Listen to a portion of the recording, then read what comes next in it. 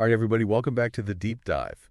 So today, we're going to be doing a deep dive on something pretty wild. We're talking about Donald Trump's idea that Kash Patel might be the next FBI director.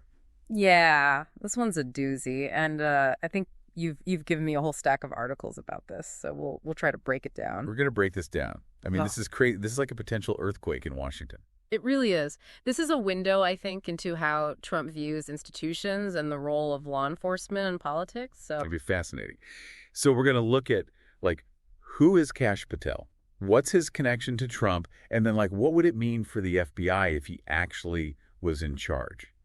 And plus, we'll unpack some of the strong reactions this has been generating. I think one of the things we'll see is that there are very few neutral parties in this story.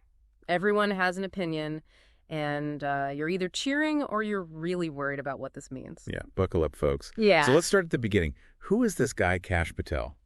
He seems to have come out of nowhere, but he's a pretty big deal in Trump world. So Patel first kind of rose to prominence when he was working on the House Intelligence Committee under Devin Nunes. Oh, yeah, Devin Nunes. Yeah, big Trump supporter. Yeah. He was really instrumental in challenging the Russia investigation. You know, all those allegations about Russian interference in the 2016 election. Right. And Patel was right there with him. So he was kind of like one of the leading figures in pushing back against that. Absolutely. He was a key player. He actually co-authored the Nunes memo with Devin Nunes, which argued that the FBI surveillance practices in the Russian investigation were flawed. So right off the bat, we see that this is someone who's willing to take on, established institutions like the FBI. Exactly. That's a theme you'll see throughout his career. He later worked on the National Security Council. He became chief of staff to the acting secretary of defense at the Department of Defense. Mm-hmm. So, consistently moving up the ranks. And all the while, he remained close to Trump and very much aligned with Trump's policies. So it seems like he's always been like a Trump loyalist through and through. Absolutely. And that's important to keep in mind, I think, because Trump has this vision. We've talked about it before. Oh, yeah. He wants to shake things up. Yeah, he wants to shake up institutions. He wants to remake them in his image. And so picking someone like Patel to lead the FBI would be a huge step in that direction. I mean, the FBI, it's like one of the most powerful law enforcement agencies in the world. Yeah. It's not just some small department. Yeah. He wants to put a stamp on that. And Patel has some ideas about how to do that. He's actually proposed some pretty radical reforms for the FBI. Like, imagine this. Downsizing it, stripping it down, maybe even turning the FBI headquarters into what he calls a museum of the deep state. Oh, hey, wait. Museum of the Deep State. What does that even mean? So deep state, this is a term that Trump and his allies use a lot to refer to this supposed network of bureaucrats who they believe are working against them within the government. Like a conspiracy almost? Exactly. And so Patel, using that language, museum of the deep state, it sends a really strong signal. He's saying that he views the FBI as part of the problem, not the solution. So basically he's saying he wants to come in and clean house. Yeah. Dismantle what's there and rebuild it the way Trump wants it. And that goes back to what we were saying before about Trump wanting to remake these institutions in his image. Right. And I think, this really connects with all of Trump's criticisms of the FBI over the years. He's repeatedly called it corrupt. He said it's politically motivated. He's accused them of spying on his campaign. So it all fits into this narrative that he has about the FBI. Yeah, it's like this deep distrust of the FBI. Yeah, and he sees Patel as someone who shares that distrust and who's willing to go to extreme lengths to fix it. And it's not just the FBI either. Patel's also been pretty outspoken when it comes to the media. Yeah, he's a big critic of the media. He's very much in line with Trump on that. He's talked about wanting to crack down on leaks to the press and make it easier to sue journalists. There's this one quote where he says, at the Department of Justice, we're going to come after the media that is hostile to the president. Whoa, so he's basically echoing Trump's attacks on the media, that whole enemy of the people kind of rhetoric. Exactly. And that's something that a lot of people are worried about. If you have someone in charge of the FBI who is openly hostile to the press, that could have a chilling effect on investigative journalism. Right.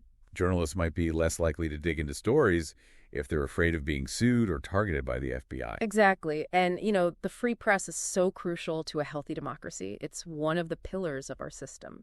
So to have someone in such a powerful position who's basically threatening the press, that's a huge red flag for a lot of people. Yeah, that's concerning.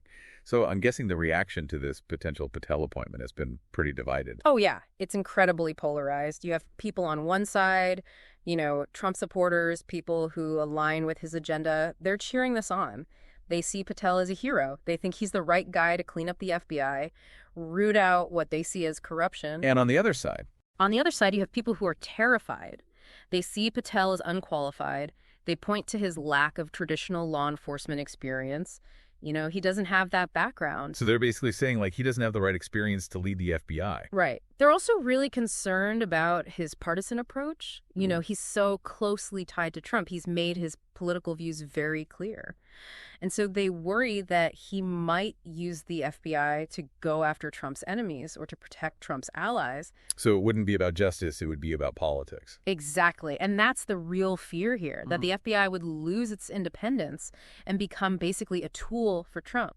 And, you know, we talked about the Museum of the Deep State comment earlier that really stuck with me. It's like such a symbolic thing, you know? It's like he's literally saying he wants to dismantle the FBI as we know it. It's a really stark image. And it captures this broader fight that's going on right now over the future of our institutions. You know, what happens to institutions like the FBI when someone like Trump comes along and tries to fundamentally change them?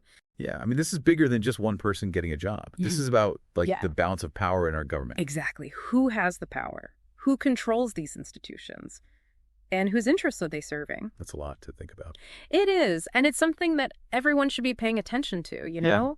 If Patel does become FBI director, we need to be watching closely. What changes does he make? What investigations does he prioritize? Does he use his power to go after Trump's opponents?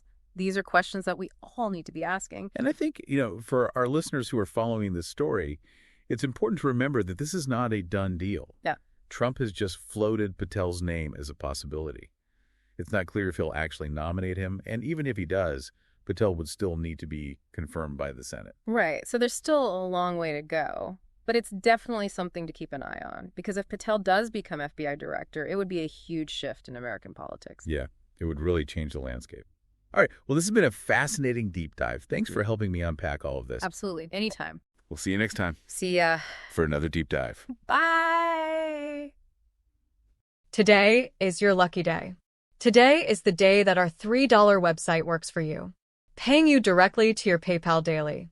Imagine $3 ongoing continuous payments to your PayPal account.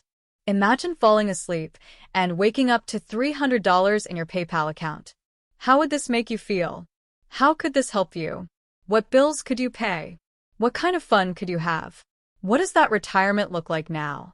All for a one-time payment of $3. This website is DFY done for you, fully built and completely hosted, and never stops collecting payments for you. You have spent $3 on coffee on a regular, but that coffee won't help you create multiple streams of income. Click the link below.